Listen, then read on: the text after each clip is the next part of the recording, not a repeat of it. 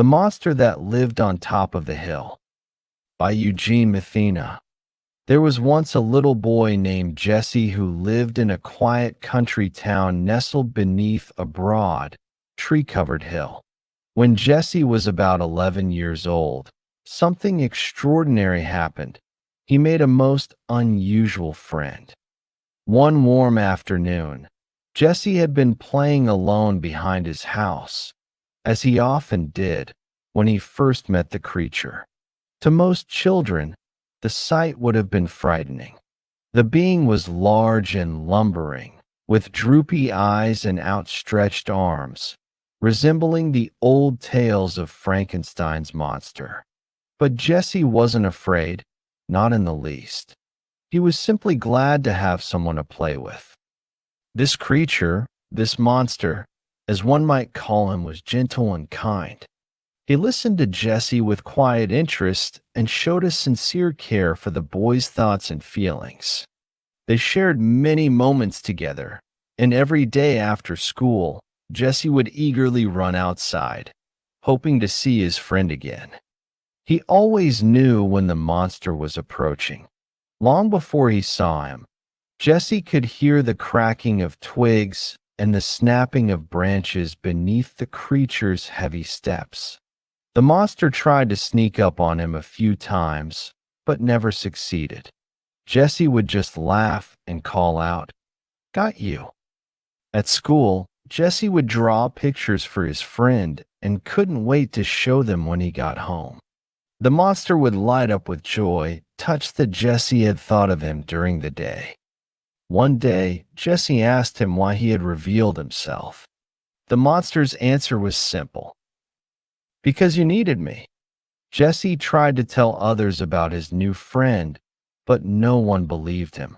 Adults dismissed it outright, saying things like, "You're lying, little boy. You're being bad." Eventually, Jesse gave up trying to explain and simply treasured the time they had together. They would walk the hills for hours. The monster would lift enormous rocks and toss them like pebbles just to make Jesse laugh. Sometimes he'd raise his long arms and birds would settle on them like branches, chirping softly in the breeze. That summer, Jesse and the monster became inseparable. To a lonely little boy, the monster was the best friend he could ever hope to have. But as time passed, things changed. The following school year, a new boy named Bobby moved into the neighborhood. He and Jesse had much in common and quickly became friends. Jesse began spending more time with Bobby, running and laughing and playing like boys do. One evening, Jesse was playing on his swing set when he heard the familiar sound of twigs snapping behind him.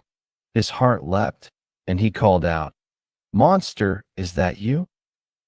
But it was just Bobby, laughing. "No, silly. I'm not a monster." The two boys burst into laughter and went right on playing. Jesse never saw the monster again after that evening. Even now, all these years later, Jesse sometimes wonders where his old friend went. He believes that once he found companionship in Bobby, the monster knew he was no longer needed. And so, quietly and without goodbye, the monster moved on, perhaps to find another lonely child who needed him just as Jesse once had. So if you ever find yourself feeling alone, and you hear twigs and branches crackling behind you, don't be afraid. It might just be the monster that lives on top of the hill. The end.